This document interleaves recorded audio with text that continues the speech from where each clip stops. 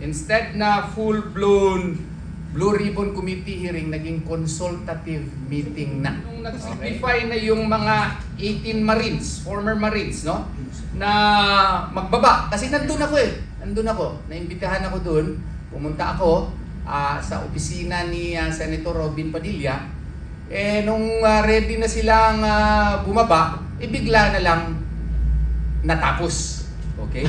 Yun ata ang pinakamadaling Blue Ribbon Committee na natapos. Nangyayari naman po talaga yung consultative meeting. Pero usually, ang consultative meeting ay ginagawa ng isang senador. Hindi siya nag-iimbita ng maraming senador at live na gagawin. Okay. Na magkakaroon ka ng mga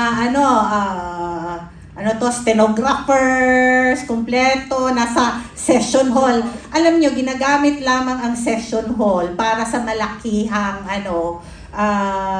committee hearings, pagdinig, hindi sa konsultasyon. Yung notices lamang ni Senator Tolfo for the supposedly BRC hearing, Blue Ribbon Committee hearing. Paiba-iba, 3 beses ata siya nag-change ng kanyang notice.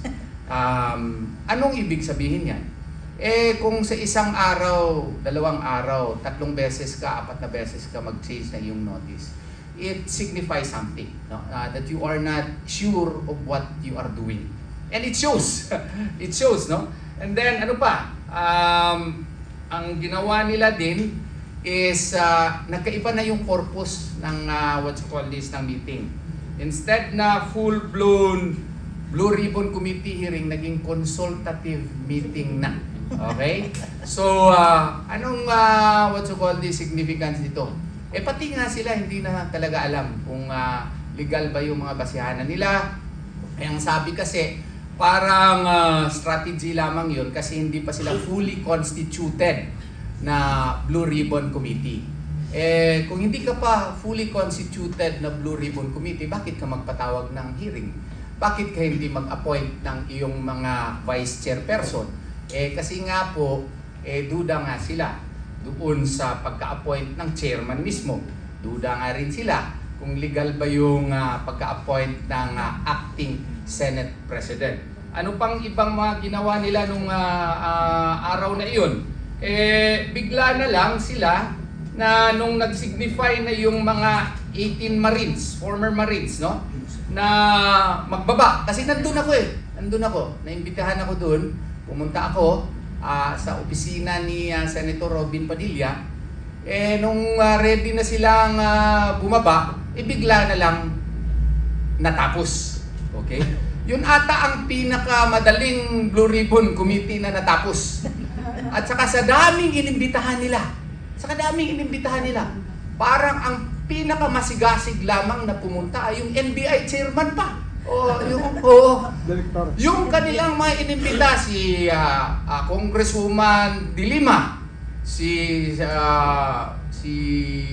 former Speaker Martin Romualdez, mga ibang mga congressman, ni isa walang pumunta. Tapos yung 18 Marines pumunta, nandun sa kay Senator Padilla. Anong ibig sabihin nito? Pati yung mga kakampi nila, hindi nga pumunta. Kasi nga, baka ayaw din ma-identify doon sa illegality ng kanilang proceedings. And what does this augur insofar as this illegally constituted Blue Ribbon Committee? It simply means that this committee, chaired by Senator Tulfo, for lack of a better word, is really illegal and questionable. Yun lang po aking masasabi. Yung next questions ko naman has something to do with an opinion and a comment that our guest, Attorney Torion, has shared yesterday in the context of what happened in the Senate hearing also yesterday. And therefore, Attorney Torion, you have pointed out in your Facebook post that notices and invitations appeared to change, no? Yung yung reason for the invitation. Why is this important legally? Well, because the notices would imply that the person sending it had the necessary authority by the or accorded to it by the Senate, and it also signifies that the content itself would also signify as to what are the purposes by which such notices were sent, no? Pero iba-iba yung well, it has the same yung dalawa, it has the same content, pero parang sending tapos bawi, tapos sending na naman, tapos naging finally consultative meeting na, no? So it shows that the committee itself, alleged committee itself presided by Senator Tulfo, is not sure of what it is doing. Imagine changing it 3 times in just 1 day or 2 days. Oo. Ibang klase yan. Oo, senador ka, tapos hindi ka sure sa ginagawa mo. 3 beses mo baguhin. No? Ngayon ko lang nakikita yan. Sitwasyon na yan. It's a very strange occurrence. And the public has seen it. And the public has noticed that, kung ganito ang notices natin na paiba-iba, may paiba-iba din ata na legal theory itong ating senador na nagpadala nito. Laban-laban. Bawi-bawi. Yun. Laban-laban. Oo. Bawi-bawi. And that is why, in fact, nung hearing na yun ka-Astran, if you would recall, hindi lang si Senator Erwin Tulfo ang nandun, pati yung Senate pro tempore daw, no? Kompleto yung cast nila no? So, probably to give it a sense of legitimacy, but insofar po, Attorney Turion, is the hearing is concerned po, no? Yung issue ko dito is the legitimacy or the effects, no, of supposedly conducting legislative inquiry in aid of legislation versus changing it in the middle of the proceedings to a consultative, and I think this is an organizational meeting. Was it an organizational meeting for the Blue Ribbon? Ang gulo po. So, if you are the resource speaker, what does that do to you legally when you're invited tapos ganito midstream nag-iiba yung konteksto ng proceedings? Well, it creates a lot of confusion because if you are invited as a witness in a Blue Ribbon Committee, no, that means that they are in the process of gathering facts in order for for further prosecution later, recommendation for prosecution. But if you are invited in a consultative meeting, this is the first time that I have heard it, that you are inviting a resource person for consultation. O nga, ngayon lang at Senado mag-invite to consult. The rationale given by Senator Pangilinan was that it was done simply because of the fact that the Blue Ribbon Committee has not yet fully constituted itself into a full Blue Ribbon Committee. If that is the reason, why call it in the first place? No? If if you have not yet been fully constituted into a Blue Ribbon Committee, then why call a Blue Ribbon Committee consultative meeting?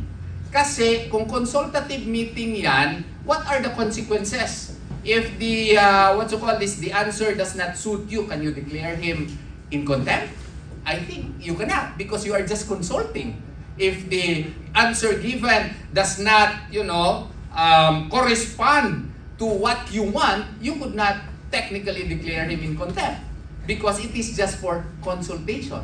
How would that differ then to a hearing in aid of legislation? Hindi rin. Kaya nga, nakakagulo, nakaka-confuse because you do not know ano ba talaga ang purpose. Okay?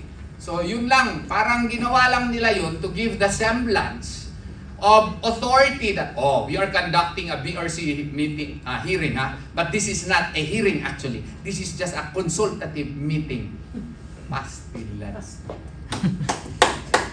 Magdagdag lang ako, Oh, actually, Kaivet. Hindi, pero ito, tatanungin din po kita because sabi mo nga, you have been with the Senate for the past 17 years. I wanted to ask, have you experienced a consultative meeting? And can you explain to our viewers how it differs from legislative inquiry in aid of legislation and versus also being a resource person in any Senate hearing or meeting? Ano po ang pagkakaiba ng mga ng mga settings na yon? Nangyayari naman po talaga yung consultative meeting. Pero usually, ang consultative meeting ay ginagawa ng isang senador. Hindi siya nag-iimbita ng maraming senador at live na gagawin. Okay. Na magkakaroon ka ng mga stenographers, kompleto, nasa session hall. Alam nyo, ginagamit lamang ang session hall para sa malakihang committee hearings, pagdinig, hindi sa konsultasyon. Kasi a consultation can be done in the office of the senator himself. Kasi, kumbaga, this is just, ang konsultasyon kasi is preparatory to any big hearings. Diba? So, gagawin mo siya doon sa opisina mo, sa committee room, Pwede nga sa kantin. pwede sa kantin, nagko-consultation, di ba? Ganon yung ng consultation. Tsaka, And pag gano'n, under oath ba? hindi. Okay. Oo, hindi. That's Di ba? Oo, clarifying. exactly. Oo. Di ba? Hindi ka Okay. mag-o-oath kasi nagkukonsulta ka pa lang eh. Aha. And itong Blue Ribbon, actually hindi rin siya completely na in aid of legislation lang, no? Kasi out of all the committees, kasi maraming committees ang Senado, kakaiba po ang Blue Ribbon Committee. Kaya nga tinatawag siya na the most powerful committee in the Senate. Ang Blue Ribbon, walang ganyan ang House of Representatives. Alam niyo ang history ng Blue Ribbon Committee? Nung panahon na si Senator Nene Pimentel ang naging Blue Ribbon Committee Chairperson, sabi niya dapat iangat ang level ng Blue Ribbon kasi ito yung nag-iimbestiga at kumukuha talaga ng katotohanan. So he proposed that the Blue Ribbon Committee will be elevated as a bureau. Kaya nagkaroon po ng BROOM o the Blue Ribbon Oversight Office Management. Natatanging committee po iyan na merong bureau director. Kaya permanent po kung sino ang magiging head ng BROOM office. Oo, so BROOM, alam nyo BROOM kasi winawalis. Dapat winawalis mo yung katiwalian. Paano mo mawawalis yung katiwalian kung ang pinopropose na maging chairman ng tagawalis ay siyang akusado kagaya ni Tulfo? Maaari mo bang walisin ang sarili mo? Tanong sa mga kababayan. Kaya nga, BROOM. Kaya mag-research kayo mga kababayan, what is BROOM? And the history of the Blue Ribbon Committee. That is the most powerful committee in the Senate kasi yan lang po ang merong bureau director with permanency. And ito yung natin, sinasabi nga natin na na dapat may hearing tomorrow yung yung legitimate majority, no? Nag-order ngayon ang Malacanang for a lockdown para daw preparasyon din sa June 12 na celebration. So nagkakaroon ng ngayon kung matutuloy ba yung hearing tomorrow kasi ila-lockdown, hindi lamang yung Senate kasi maglilinis daw, sabi ni Gatchalian, di ba? Tapos magla-lockdown din doon sa Luneta kasi pupunta daw si BBM sa selebrasyon ng Independence Day on June 12. Alam nyo, sobrang yung takot talaga sa katotohanan. And yan lang talaga ang nababasa ng taong bayan. Takot kayo kasi yung danger para sa kanila kapag natuloy ang committee hearing tomorrow ng Blue Ribbon, merong lalabas na panibagong mga testigo. 14 bagong witnesses. Di ba, Ernie? ito yung dating head ng Luneta National Parks Committee, and hindi po nagla-lockdown ng June 12 because it should be open to all the Filipino people to celebrate independence. Independente ba ang Pilipinas ngayon? Hindi. Under kay Marcos? Martial Law, hindi tayo pwedeng magsalita kapag nagki-criticize tayo. Kaso left and right, kasama yung aking nasa right. Ang daming kaso. Wag na muna daw yung left, baka mamaya marami akong lulutuan ng pagkain. Okay lang pag nasa kulungan, basta hindi uulit ng ulam. Pero totoo yan, mga kababayan, this is the first time in the history of the Philippines. Siguro sa ating panahon, sa ating henerasyon, pero yung panahon ng martial law yun, di ba? At umuulit ngayon. Bakit ka magla-lockdown for a celebration of the Independence Day? Ayaw mo na magkaroon ng opisina ang mga kasi magsusweeping daw yung NBI sa Senado. Hala! Huy, NBI, grabe ka ka-powerful. Ikaw na yung taga-sweep ng ng Senado. Oo. Pwede ko ba saluduhan yung ating Oo, ew daw. Pero sa aking kaibigan, dating kaibigan at dating kasamahan na NBI Director, what happened to you? Ano ang dahilan bakit nag-iba ka? Because you were one of the people I admired before dahil sinusundan mo ang batas. Why is it that you are now one of the lawbreakers and law benders of our country? Sana magising ka na sa katotohanan at sana magkaroon ng panibagong direksyon ang puso mo. Dear friends, Attorney Melvin Matinag, biglang tinawag.